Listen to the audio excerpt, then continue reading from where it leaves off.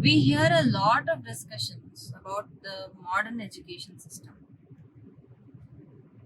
and the majority suggest that our current education system, what we have, is flawed. And they suggest a lot of changes can be done with our current education system. I just want to understand this change that we are talking about, in which direction it should be.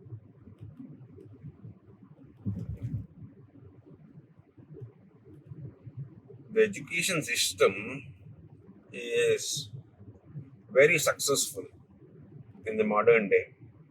Many people even suggest or say that it is flawed, but then they don't get the essence of the system. So the system is performing exceedingly well and it is satisfying its purpose.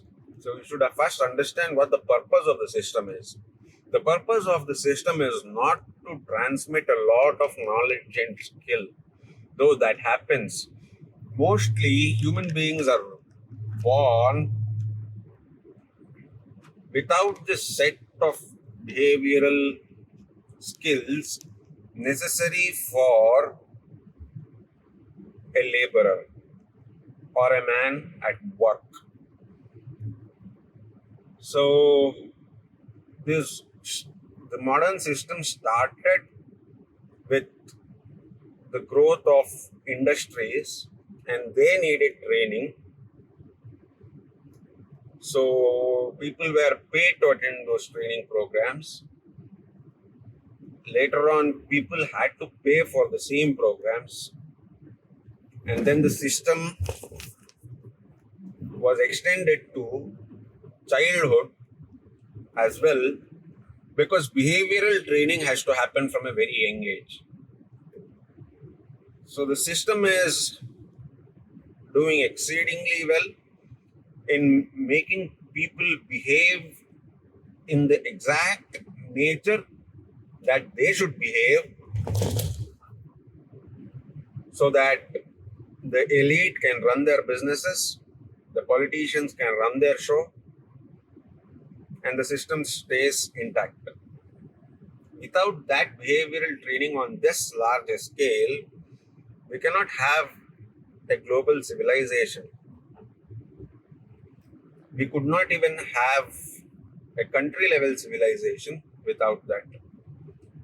I mean, having the same understanding throughout the country can only be imparted through doctrinating them from a very young age. One might actually, this might be a little debatable today, right? Because now that the achievement or success is measured in terms of how technologically advanced we are rather than how what in terms of knowledge. Most people might even argue that students these days, kids these days, are very advanced than we used to be, based on how at an application level how advanced they are being. So, how do you think that we can actually bring awareness to those who think that being technologically advanced is not what we should be headed towards, but rather than an internal journey? No, technological advancement is not wrong, but what modern people think as advancement is actually a degradation because it is not holistic. Most of the advancements that we think of were made by the military. Even the radio waves that we started using very early on, almost all the components in the smartphone were invented initially for military use only by the United States Air Force. So they saw this as a profitable venture by giving such powers to the public or by making goods available to the public, selling those goods at a premium and making money. We are not we are not measuring success based on technological advancement, though it may seem so. We are actually measuring success based on power accumulated through money. First, we hand over all power to money, and then by accumulation of money, power is also accumulated. Such accumulation is what people see as success, though it is under the disguise of technological advancement. If you say that Apple, uh, say, was founded, and then this head of Apple, say CEO of Apple, Steve Jobs, made a lot of money because of technological advancement, and that is why everybody consider him a success. They actually consider him a success based on monetary terms because of the amount of money he could accumulate. People are not looking at technology on a wholesome scale, and even if there are great technologies that people have invented, but those people who have not made money out of it are not seen as successes. Only money has become the measure of success, which is also because of the education system, which has made told stories of such people who are successes by becoming rich.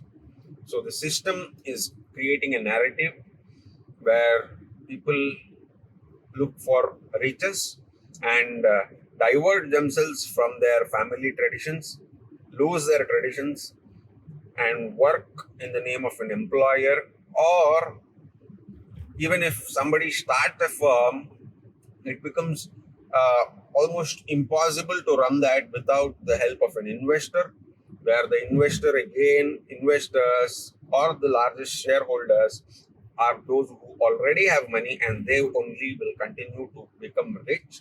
And even in such cases, the percentage of the population that comes up with something new like that or something different like that, and continues to be, continues on a path which takes them from being poor to rich, is a very, very small percentage. It is not easy for anybody to climb up the ladder. The system is pretty much saturated, and there's a huge gap between the poor and the rich, the masses and the elite. So the masses are being trained, educated, so that they continue to work in such ways that the elite are never questioned. So we never encourage students to question why they have to go to school from 8 to 4, Monday to Friday, Monday to Saturday, why they must wear uniforms.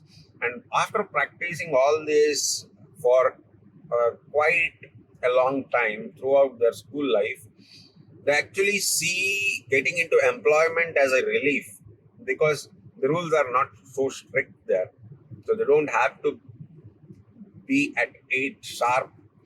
There are jobs where they should be, but most of them, so like in the corporate sector, IT world, they don't have to sit there for 8 hours or 9 hours continuously.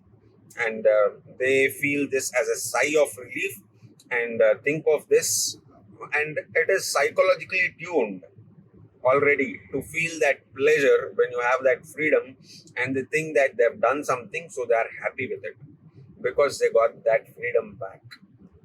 But why should you restrict them in the first place and then give them freedom?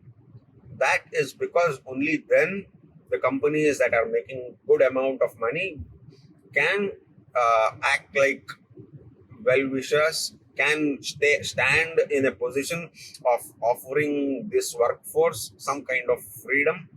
And even if the employer gives a break every now and then it is considered as a great win for the kids who have just entered the workforce, because they never had such opportunities before. But then taking this uh, further into history, that is before the industrial revolution or the modern education system, everybody was free to do whatever work they wanted at their own will. It is seen as something that the modern society has achieved, but it is actually a degradation from our own inner abilities, inner skills, how we could enjoy uh, nature,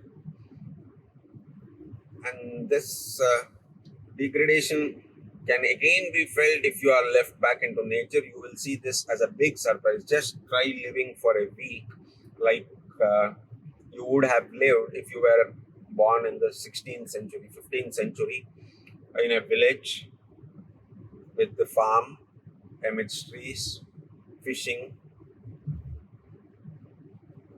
You brought up a good point, right?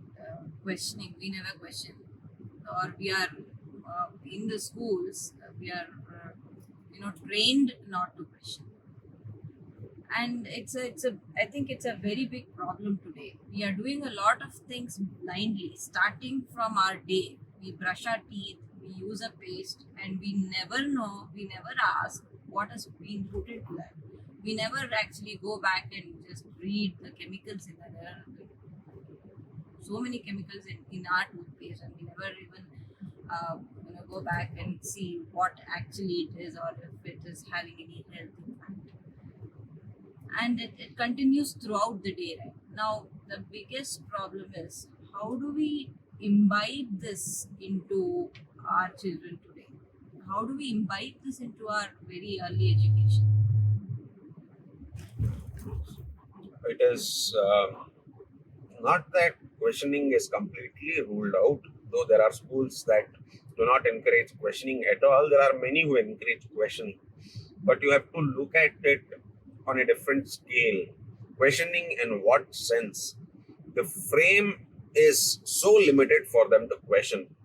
You might think of, say, you just mentioned chemicals in the toothpaste. It is written, you can question, you can check for it on Google, but the entire system itself cannot be questioned. Can you allow somebody to manufacture toothpaste or not? Would be a different kind of question. You might question as to what the contents of a toothpaste are. Can you allow some branding to happen at all? Can you allow somebody to have a name called Pepsodent and use it on his toothpaste and become such a large conglomerate? Can you allow Colgate or Pepsodent or anybody like that? Is it what kind of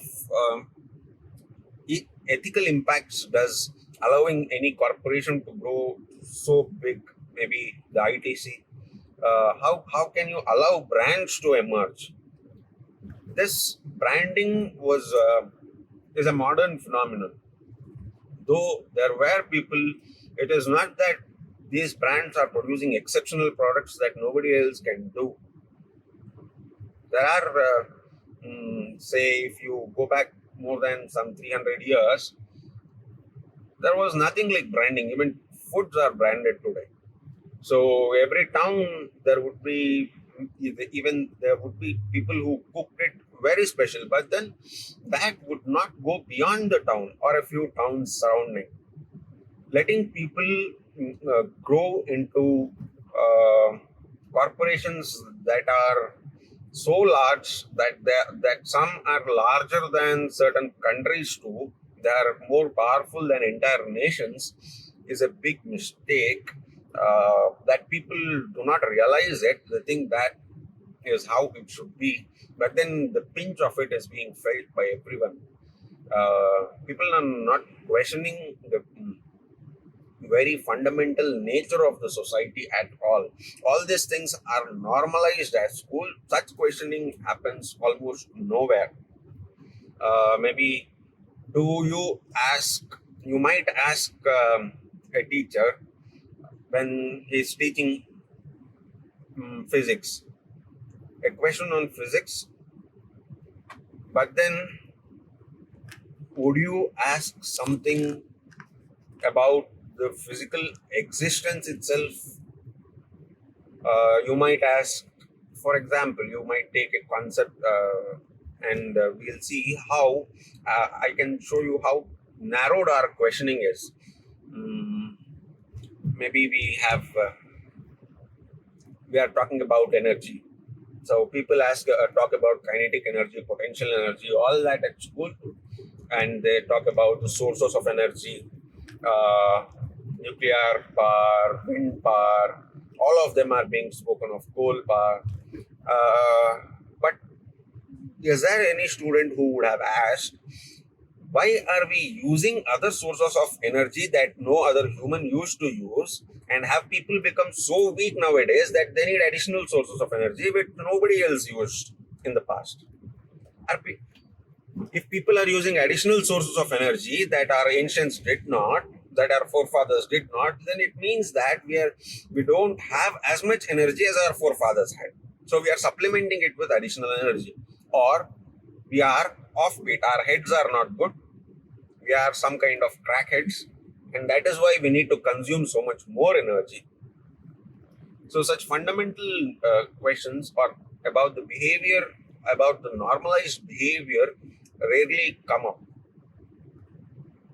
I think now we've been using, since you talked about coal, we've been using this energy uh, from many years now, and I think we right now, from the need of an hour perspective, we don't even question how much is left, because it's not. We cannot keep infinitely digging into the wells and extracting coal. There is definitely a limit. So, in terms of all these energy sources that we are extensively using for almost everything, we are not even questioning till when. Till when do we have access to these sources? At the current levels, we might have another 130, 140 years worth of coal, but then the consumption is increasing continuously. Taking that as a factor, we might have much lesser time. Uh, it is not that using coal is a modern trend. Coal has always been used since even when you talk of the Bronze Age, the Iron Age. At all these times, coal was used in smelting operations, in forging blades. It has been very, no, since the origins of civilization, we are using coal. But then the scale at which we are using it is completely off the chart since the industrial revolution. Before that, we used coal, not that we did not use, we used oil too. But then the scale is not even comparable. That is because of multiple reasons. One, owing to the population size that has exploded. The other, due to the technology that we are using, which is much more coal intensive than our processes earlier were. So we unnecessarily need huge amount of energy for our convenience rather than just a comfortable life. Because it is convenience, we started using too many things, and because we desire for more, of course, desire underlies everything. That is a fundamental lie, and we have been making too many things. Coming back to our education system, um, what what do you think is relevant today? I might have history talking about, I don't know, XYZ person in XYZ year. It might not be very relevant for me today. And we do hear even this discussion, right? That there is a lot of irrelevant content in the syllabus, which isn't applicable for today's lives at all. Now, not just talking about the irrelevant content that we have, but uh, how do we how do you curate any syllabus, or how do you want the education system to be today, which will actually not just help them in getting a job? Because I think right now the concern is would not be, when we talk about in 10 years or 15 years, the concern would not be about getting a job, but to survive. So I don't think today's schools are focusing on that particular area, right? What if we actually run out of resources? What will our kids do? So in that perspective, how do you think we should actually teach our children? What do we teach them? How do we train them? question has to be modified a little. That is, it is not what if we run out of resources. It is actually when we run out of it. So very soon it is about to happen. When we run out of resources, what ways can we adapt and how can we survive or thrive in the days, uh, that has to be a primary concern. But this is not taught at all, even not even thought of, because it is not even acknowledged.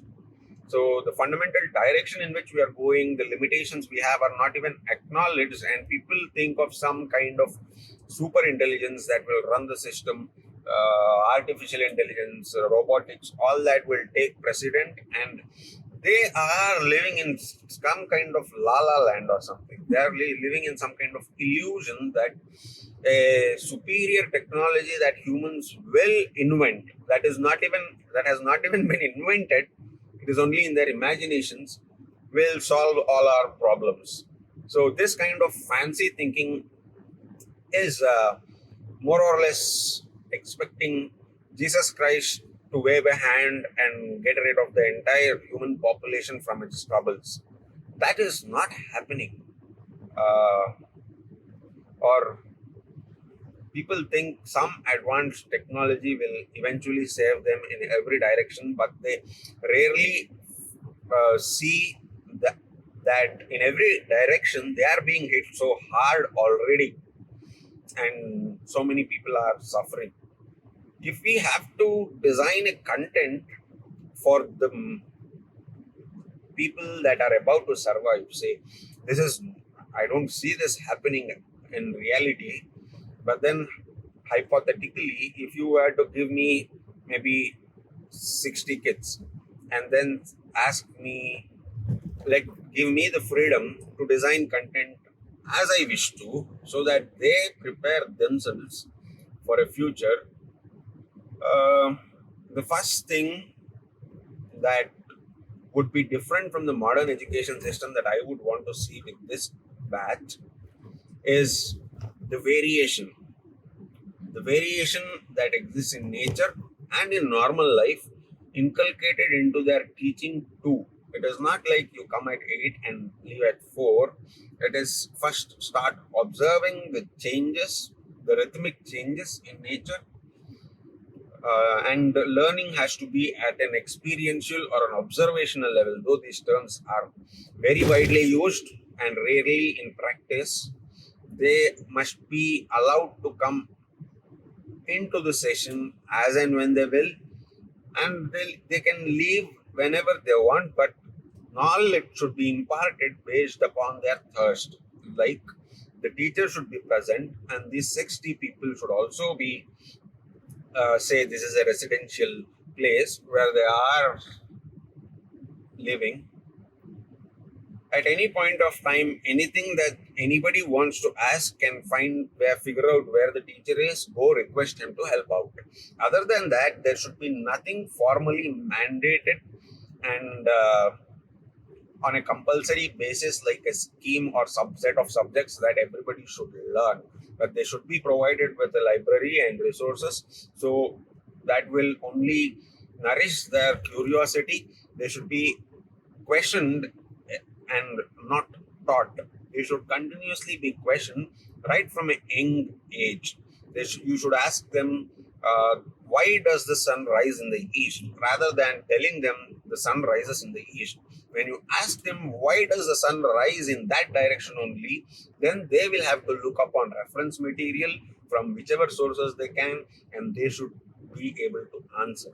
So the teacher's job is to continuously question, and the student's job would be to find answers. And most often you will see that the student finds more answers and more content than the teacher would ever have taught them in sessions.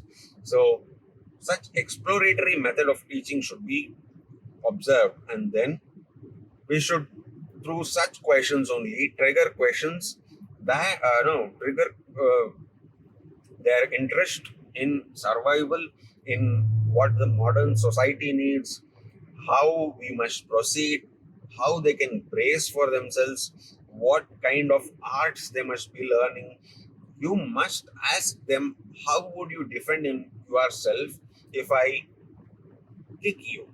And then the student should think as to how he would defend himself, or demonstrate with the help of another student how this one could be punched in the face.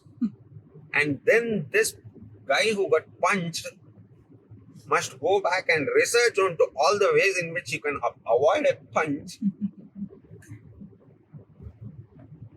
That is how learning should happen. Even in terms of survival, how would you survive is a kind of question. But then throwing him, he should also be supervised, not that the teacher should not say interfere. The teacher should keep an eagle's eye view on all the students, and you must let him in the forest. Maybe allow a group of 10 people to explore the forest, not give them food or water for a day or two, and see what they will do. They have to learn the methods of survival. If you do that for a day or two, once they return, they'll read all possible texts regarding what plants were there, what plants live in that zone, and what is eatable, what is not eatable, how to find water, how to look at topography, how to avoid wild animals. All kinds of questions will be there in their minds, because next time they go there, if some threat happens, they would want to defend all by themselves. Even if there was a threat at the first time, the teacher would have interfered and helped them come out of that situation. But then from the next time, they would be more than cautious, and these are the lessons that they would never forget. And you brought up one very interesting point, that is threat. From my own experience, I think what I have learned the most, so there was is when I was put in a threat environment, a lot of my senses sharpened automatically. I didn't have to even you know put any effort in that direction. So my senses sharpened automatically, and I felt that this threat perception, I think, when we were living out in the woods, or maybe even before the civilization started, this was what, I don't know how to put it, but I think it was a very important fact for you know for us humans to be advanced than most of the animals. I know, of course, there are animals who are most advanced, but I'm saying, from a perspective that actually.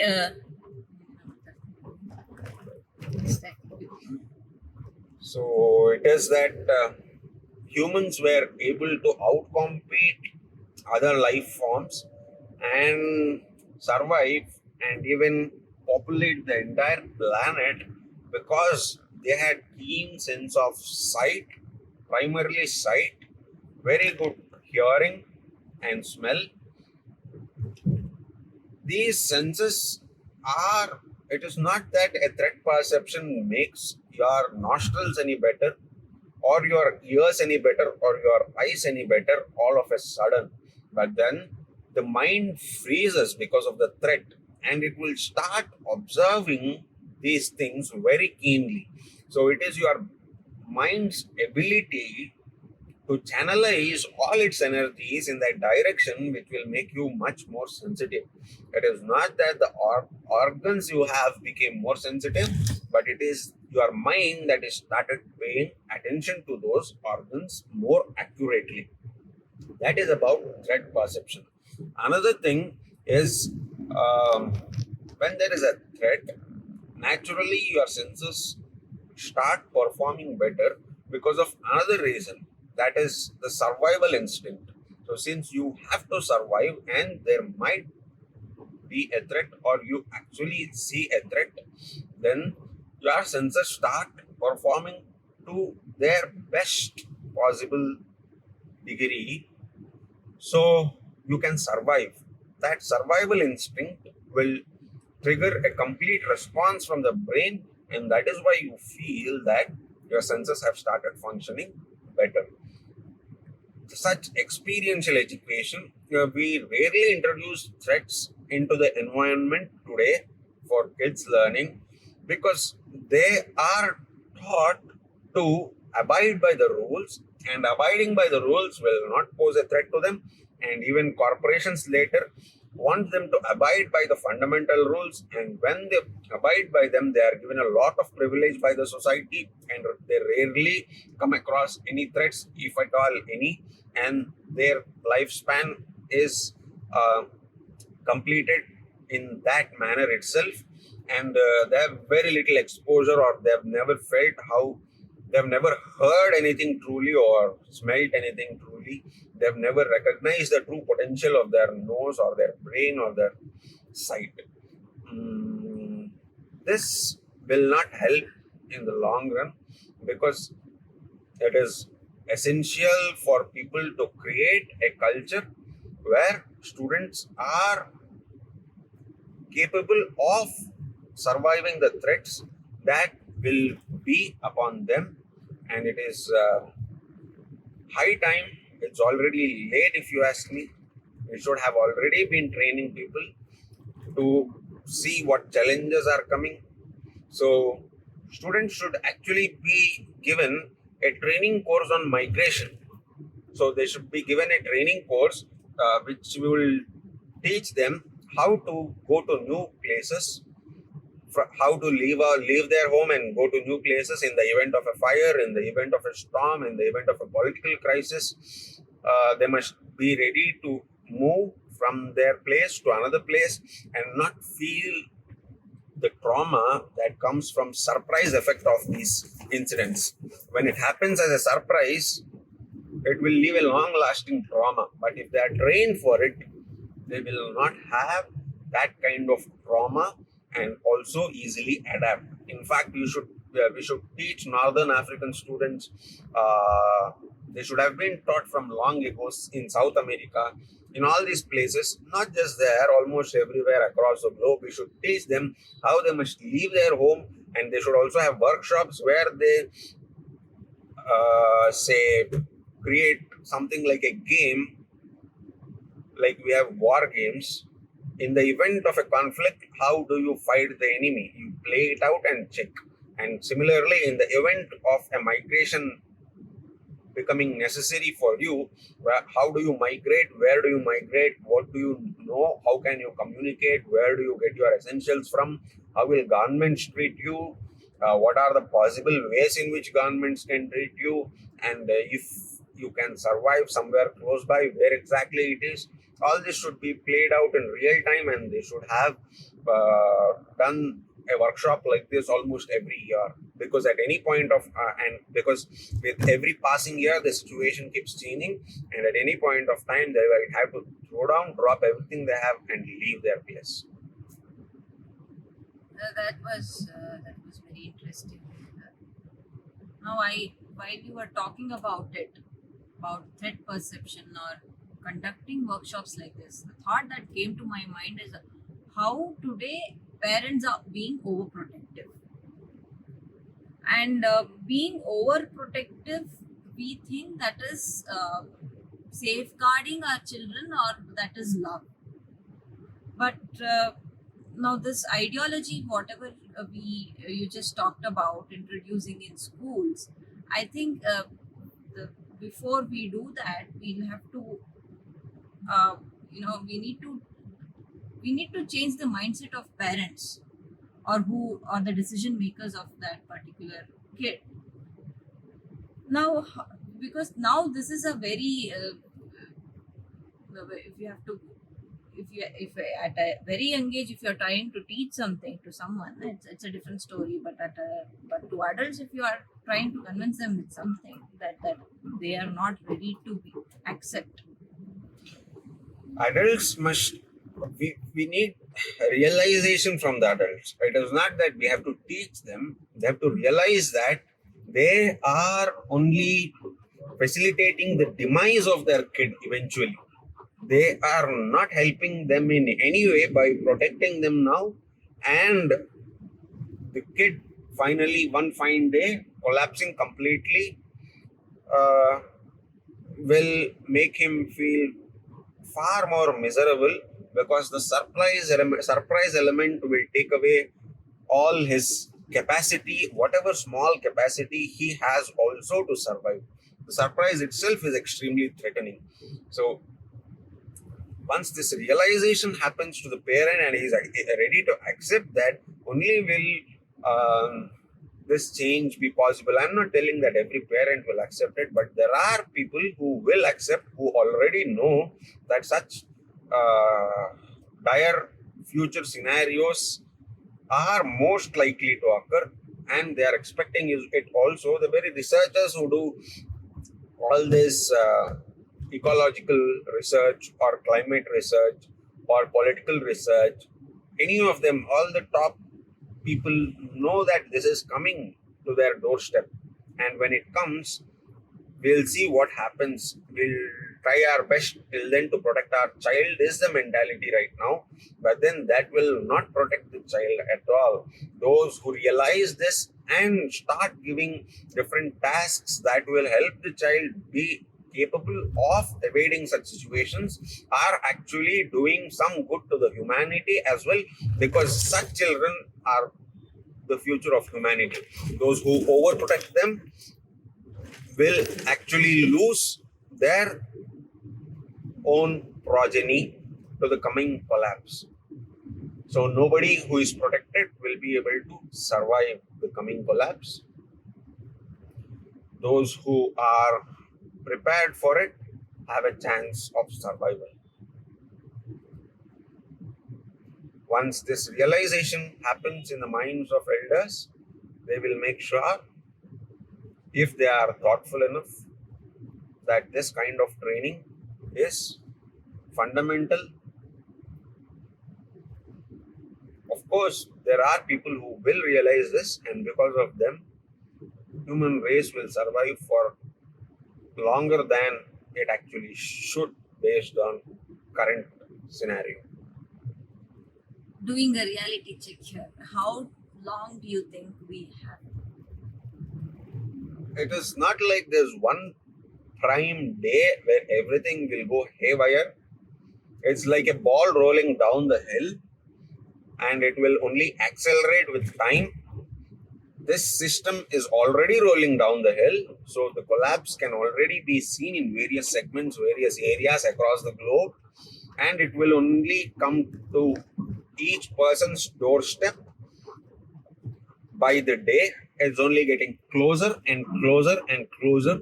So, depending upon each individual, depending upon that particular situation one is living in, depending upon his knowledge, his capability, it will arrive at his doorstep. Not necessarily depending upon how much money or wealth or uh, what privilege that person has in modern society. It will most likely be dependent upon his capabilities as a human being rather than the privileges that society has offered him.